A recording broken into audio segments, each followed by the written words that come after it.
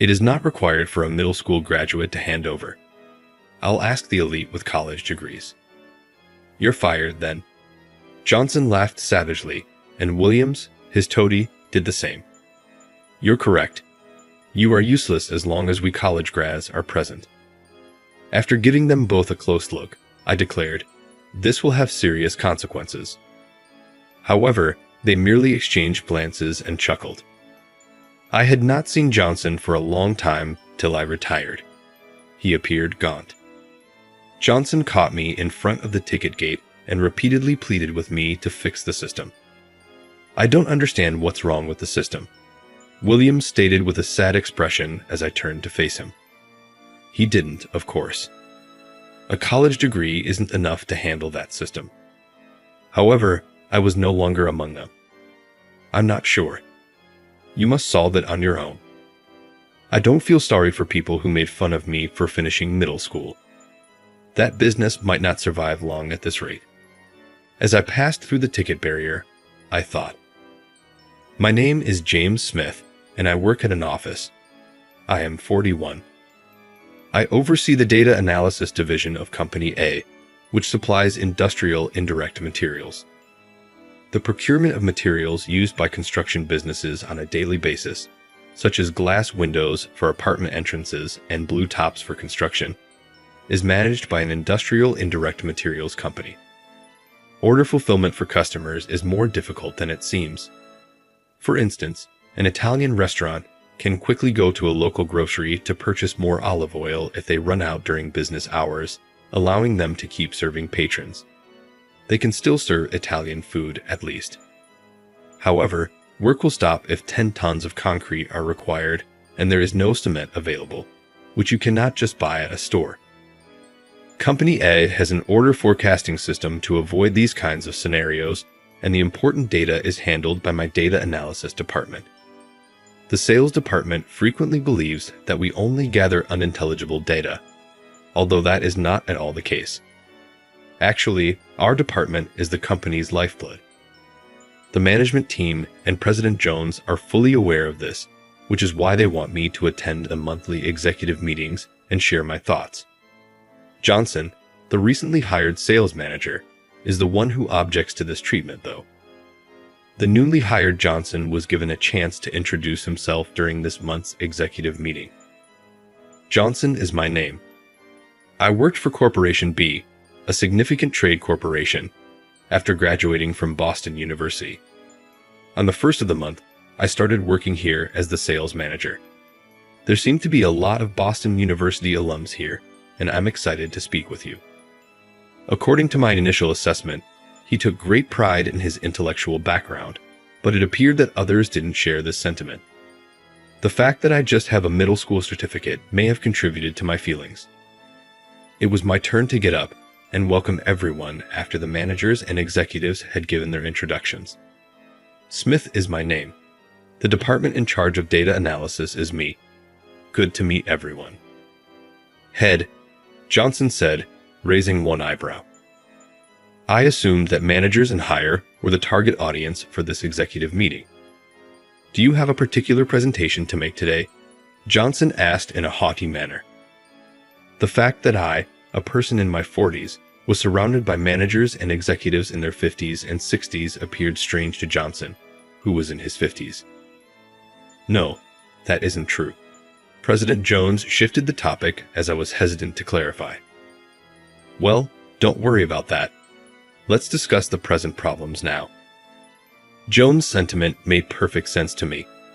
Because our department deals with a lot of internal, secret data, he didn't want to bring too much attention to the data analysis department. For instance, a department's performance would greatly increase if I released particular data to them. But there are two sides to that. The corporation as a whole frequently suffers losses even when a department's performance momentarily improves.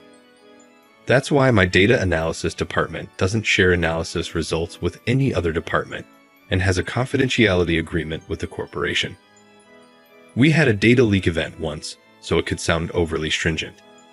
There was an affair going on at the time between a female sales representative and her supervisor in the data analysis department. It seems that he complied with her request to reveal order-related information.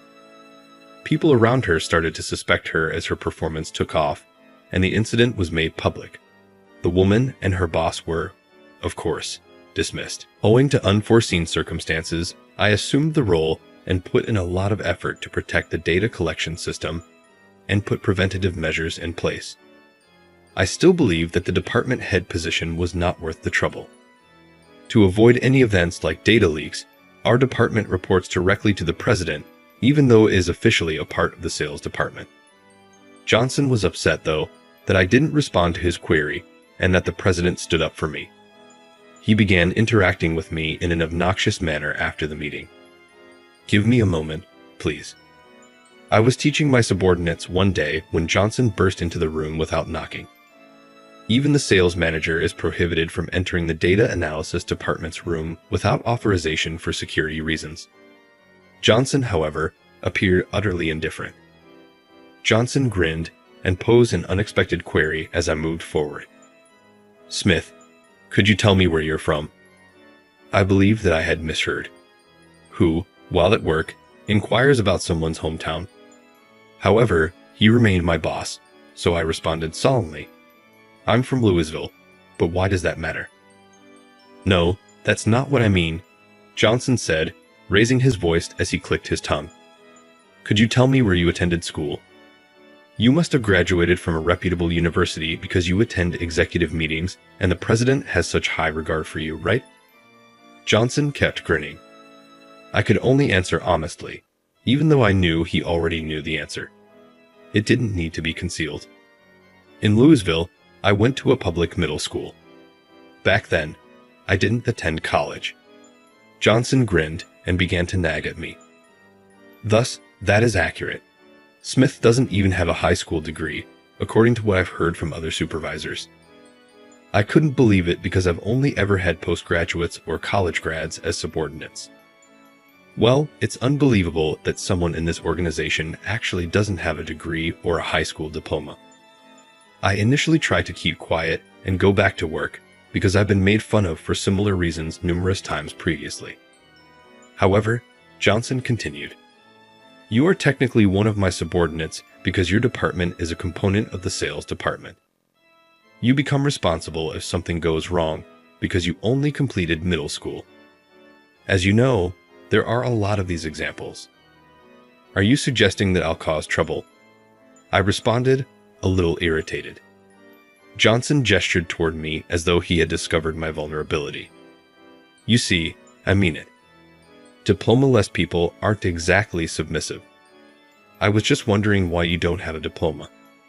Were you impoverished, incarcerated, or something? Because I just completed middle school, was he really treating me like a criminal? I traveled abroad when I was 16, therefore I don't have a high school or college degree. You don't need to worry because I won't cause any issues. Additionally, please leave the room as we are handling sensitive information here." Johnson objected, saying he was the manager and all that, when I tried to show him out. However, I was able to eject him from the room, and he spent the entire day tinkering with computers while earning a hefty salary. You won't get away with it now that I'm here. Keep it in mind. I let out an exasperated groan as I watched Johnson storm off after his parting shot. Johnson made me his target and started aggressively interfering with my work after that day. Ever since, I've had to put up with Johnson storming into the room and picking faults with everything. Even worse, he never arrives by himself. He also began to torment me with Williams, his subordinate. Williams, who works in the sales department and is about my age, was jealous of my promotion. He was a resentful man who always said that I was fortunate to be hired when my boss was let go. It was intolerable that Williams was Johnson's henchman. Their combined pestering made every day a battle. Naturally, I informed higher-ups about Johnson's meddling in an attempt to prevent him from interfering with my work. But Johnson deftly exploited the company's Boston University alumni network to spread false information about me. "I just sat about my subordinates and did no work myself," he said, "and I didn't add to the system's forecasts. Without my awareness, These vicious and unfounded stories began to circulate across the organization. Many others distanced themselves from me because they believed Johnson's statements because of their strong academic ties. I repeatedly complained about Johnson's verbal harassment, but it was ignored. In the end, I had to deal with more abuse from Johnson and Williams each day than actual data. Johnson approached me that day and insisted that I give data analysis about the customers of the sales department. Are you not in charge of data analysis? As data professionals, why don't you want to support the sales division that generates the company's income? Do you lack loyalty? Johnson's request would make sense in a different organization, but the order forecasting system is the main emphasis of my data analysis department. We don't have enough time to make graph data for meetings with the sales department. Williams went right in when I firmly refused. Is that actually a good idea in your opinion? You know what happens if Johnson doesn't agree with you, even if the president does? Johnson has a lot of connections with OKO University alumni. So what? I watched Williams smirk, confused by what he had said. Oh, you didn't graduate, therefore you don't get the importance of university cliques. Unlike you, a middle school graduate, Boston University grads support one another in the workplace. I was annoyed that Williams thought I was a recluse. If so, why not employ a sales assistant with data analysis skills using your connections at Boston University? In addition, the sales department has a number of helpers. Why don't you ask them? The assistants are often chattering when I visit the break area for coffee. They ought to take action regarding those assistants before accusing me of stealing. I struggled, expressing my annoyance. Johnson appeared really stern after seeing my remarks as a critique of his administration. A high school dropout who has the audacity to disparage my subordinates. Who are you, in your opinion? You data folks who just tinker with computers are not like us. Williams joined Johnson in shouting. You're correct. I'm sorry, Smith. Do you treat managers that way? I could have handled this professionally by bowing my head, but I didn't bend. I've discovered from experience that caving into irrational requests simply makes them worse. These two would not be able to take advantage of it if I apologized now. They would keep coming up with reasons to make me serve the sales department. My subordinates would be drawn into it as well. I couldn't allow my hardworking crew to suffer that fate. You were the one who initially disparaged our department as being just data guys. I'm not going to apologize. Williams then yelled, What did you say? And abruptly shoved my shoulder. You act so powerful, even if you simply uphold the feeder system. An order forecasting system could be used by anyone with a college degree. Data guys like you are not needed by us. The business simply feels sorry for you. Williams' remarks clearly unsettled and disturbed my subordinates in the vicinity. Johnson fanned the flames. Indeed. Excellent work, Williams. As long as we have our outstanding sales team, the business would function perfectly without the data analysis section. The reason this high school dropout becomes so haughty is because the president only loves this system too highly. I was taken aback.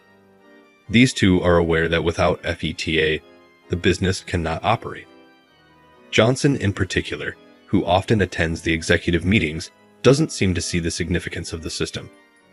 However, the two persisted in bragging that even sales could keep the system up to date, and that performance would be enhanced by letting go of all the data analysis staff and shifting their pay to the sales department.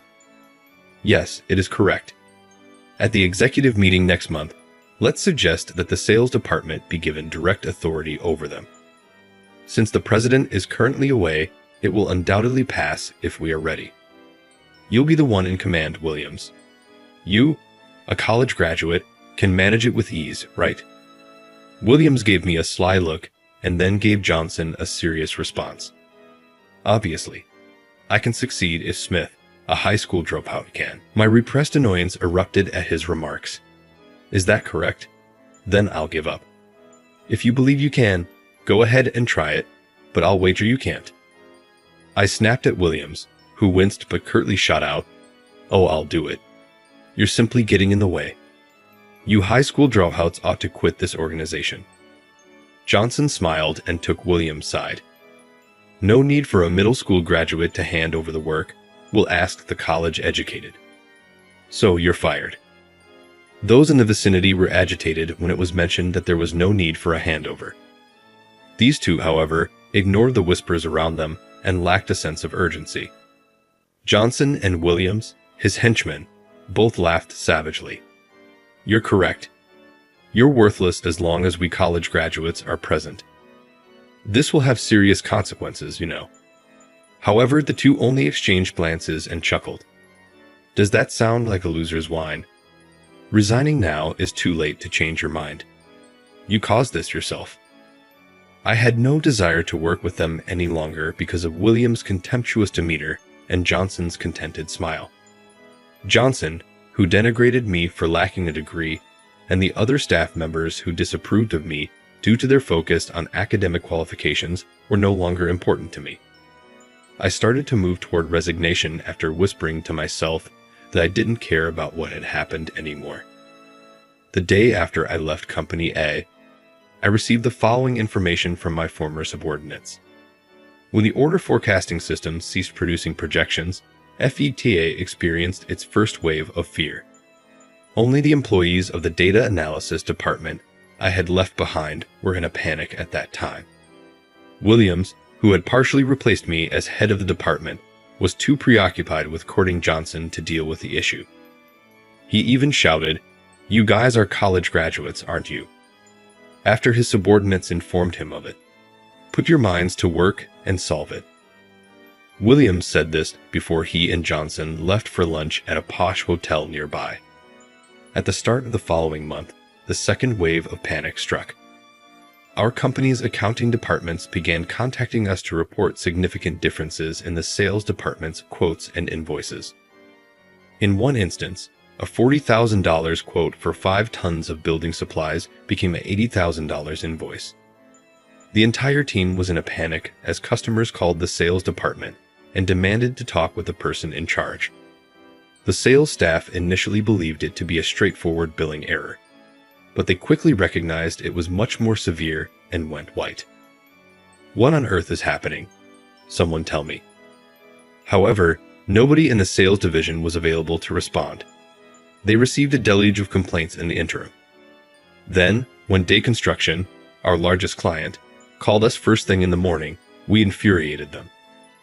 An official informed Johnson that Day Construction's president had made the decision to discontinue working with us and go with Company B, our rival. When Johnson heard this, he fell to his knees.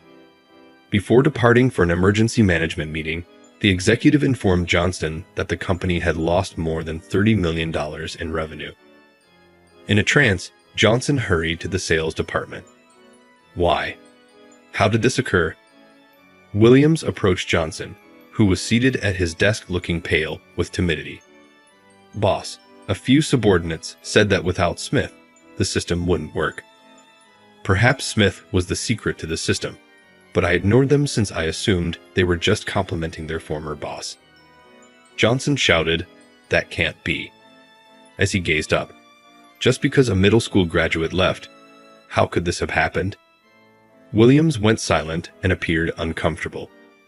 "There's no choice," Johnson murmured after a while. "He will gladly return if we offer to return him to his previous position." "How about me? What will become of me?" Williams' face fell in anguish as he begged. Johnson, however, ducked his eyes. "You are to blame for not assuming control in a suitable manner. Simply accept that you will resume your usual job duties. Don't worry, we can resolve this as long as Smith returns." Williams began searching for me, clinging to those words like a man drowning to a straw. In actuality, I had correctly anticipated that this mayhem would ensue upon my resignation. These two believed that FETA was merely a standard order management system, but its forecasting capabilities are what give it its true power. For this reason, Company A spent $50 million to put it into effect. But for the system to work properly, data is required. Orders are taken and data is entered into the system by the sales team. The order reception is shown here. Our organization purchases the required industrial materials based on the order data. this is where the order is placed. Nevertheless, there is a serious problem with this approach. Industrial material prices fluctuate. Prices can even rise fivefold in a single year. The recent spike in copper wire thefts is well known. These thefts occur as a result of criminals from nearby Asian nations stealing copper from Japanese building sites and reselling it after learning of the shortage. To put it briefly, the cost of limited resources rises. However, no matter how many orders we receive, we will not be able to make money if we put orders and buy materials when prices are high. Our clientele will stop doing business with us if we charge them exorbitant prices. On the other hand, selling at a low price results in losses right away. Company has spent $500 million creating and implementing the FETA system in order to solve this. FETA keeps track of customer order information, evaluates order volume and timing, and forecasts future orders to arrange advance orders. FETA enables us to place orders when prices are low in supply when orders are received, as demonstrated by the copper wire example from before. Regardless of the season, we don't have to pay exorbitant costs for supplies, and our regular clients may obtain industrial goods at consistent pricing. A win-win system exists. My previous data analysis team entered the data for FETA. It may seem easy to enter the required data, but it might be difficult to transform a variety of data into a format that the system can use.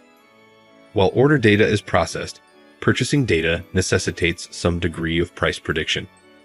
This implies that we have to enter a lot of data every day, including political changes, stock prices, temperatures, and legal changes.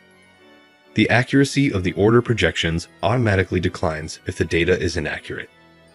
The only disadvantage of FETA is how difficult and time-consuming data input and gathering are. The data analysis staff was overworked prior to my arrival. I was hired when Jones, our president today, and the vice president at the time, approached me at a startup event and asked for my assistance. At the time, I was working as a pastime developing different software and supporting a friend's startup overseas. I seldom ever go to middle school since I never fit in. My preference for playing with computers at home has been constant. My anxious parents sent me overseas to study languages, even though I had no intention of attending high school and intended to spend my free time on my computer at home. Fortunately, the language school I went to also provided English language 8 classes. I soon became fascinated with developing software and apps, and if my classmates asked for a special program, I made it for them for free. I began taking software development seriously when a friend told me that I had a knack that may be valuable. I started to establish myself as I sold my own apps and assisted friends with their enterprises. Jones, who was Company A's vice president at the time, asked me if I could make their system better. I found it intriguing and agreed to work for his company, but with a stipulation that all software I developed had be patented under my name. I didn't want my inventions taken away from me, even if I was making improvements to their system. I gave some of my students software and apps that were later marketed and made a lot of money. Despite numerous cautions from friends, I decided not to underestimate my abilities. Then, as Jones had hoped, I created software to fix the problems with FETA. All of the data pertaining to changes in the pricing of industrial materials was gathered and examined by this software, which then automatically integrated it into the system. My team's workload decreased as a result, and FETA's forecasting accuracy increased noticeably. Company A's performance gradually increased as a result of attracting more customers by being able to purchase supplies at a lower cost than rivals. But of course, I deleted the program I had created for FETA when I quit after arguing with Johnson and Williams. FETA was a bike without a wheel in the absence of the data collection software. Their projections' accuracy steadily declined, ultimately resulting in losses as a result of their inability to correctly integrate order data and their reliance on order receipt data. I saw a haggard Johnson and Williams a month after I had left the organization. They didn't know where I lived, but they had been waiting there every day after learning from my former subordinates which station I used for my commute. They must have been lucky to see me when I was at the station for personal errands. At last, we located you. Kindly return to the branch. Johnson continually begged me in front of the ticket entrance, oblivious to the attention from onlookers. I snarled back, knowing exactly why they were having trouble. What's wrong? As recent college grads, you said you would be able to navigate the system with ease. You shouldn't now require the assistance of a high school dropout. Johnson's face twisted in annoyance at being talked down to by someone they thought was beneath them. Williams took his place and said, "I'm sorry, Smith. We'll put you back in charge of the department. Fix FETA for us, please." The phrase "reinstate you" still conveyed his arrogance. You claimed that at the time, you didn't require any handover from me. Don't you think you'll be okay without me? With a forlorn expression, Williams murmured, almost inaudibly, "I don't understand what's wrong with the system." I retorted, "Johnson and Williams undervalued the system's value without knowing it, which is the problem, not the system itself. Even those with college degrees find it difficult to navigate this system, but I'm no longer one of them. You'll have to work it out for yourself, I'm not sure." I didn't feel sorry for people who made fun of me for finishing middle school. As I passed through the ticket gate, I thought that firm might not last long at this rate. But when I got in touch with President Jones, I was forced to give in. When Johnson and the others began circulating horrible stories about me, Jones had already been admitted to the hospital for cancer surgery. I was unable to stop them because of this. When Jones eventually returned with the president's assistance, he was surprised to hear that I had quit and that the company was facing more complaints. He looked into it and found out how badly Johnson and Williams had treated me. The executives who treated me badly and believed Johnston because they were Okio University graduates infuriated Jones. Compared to the executive meetings, there were fewer executives in the president's office when I was called in. "Smith, I sincerely apologize for the incident. Those that mistreated you have been replaced because I wasn't present to supervise. Academic credentials are not enough to keep this organization afloat." Even though they weren't directly engaged, the executives at the table shuffled uneasily, obviously regretting their role in my resignation. "I've brought you here today to see the proper retribution meted out to those who wronged you and harmed the business. This is your chance to defend yourself, Johnson, Williams, if you have anything to say." The two cowering in the corner of the president's office looked up at Jones's words. "Well, I had no idea, President. Nobody informed me of the significance of that system when I joined this organization in the middle of my career. But despite Johnson's desperate yelling, no one came forward to support him." Williams smiled nervously and started pleading with the president. "I simply couldn't take on Johnson, my university senior. I'm not at fault. Because I didn't have a high school diploma, you were the one who ordered me to leave this company, right? I had to interrupt, and you replaced me. It's difficult for me to accept that you were merely carrying out Johnson's instructions." Jones spoke to the now pale Williams in a chilly manner. "You should be aware of the consequences of your statements as a professional. You were obviously jealous of Smith and attempted to drive him away, even if you were just following Johnson's example." In defeat, Williams' shoulders drooped. Jones turned to face the two and spoke forcefully. "I think termination for cause is the right course of action for individuals who harmed the organization in this way. I presume that nobody here will continue to defend them on the basis of their academic background." Without a word, the execs nodded. When they saw this, Williams and Johnson fell to the ground. I talked to them. What transpired is that this is worth all of your college contacts. Your poor judgment, which valued people solely on the basis of their educational background, led to this predicament. You really have no hope." Johnson gazed at me, shaking with rage. "This would not have occurred if you had adequately conveyed to me the significance of the system. You didn't intentionally tell me because you were envious of my college degree." Still attempting to place the blame on me, I was astounded by Johnson's bravery. Williams, who had been accusing Johnson, now became enraged with me. "You're correct. This wouldn't have occurred if you had left the appropriate handover paperwork." I gave a shrug. "It was you who claimed that a middle school graduate didn't need to hand you over any money.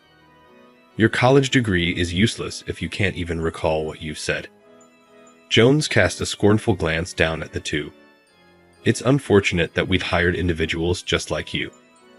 I'll make sure the hiring department knows that they shouldn't hire fools based solely on their degrees from now on.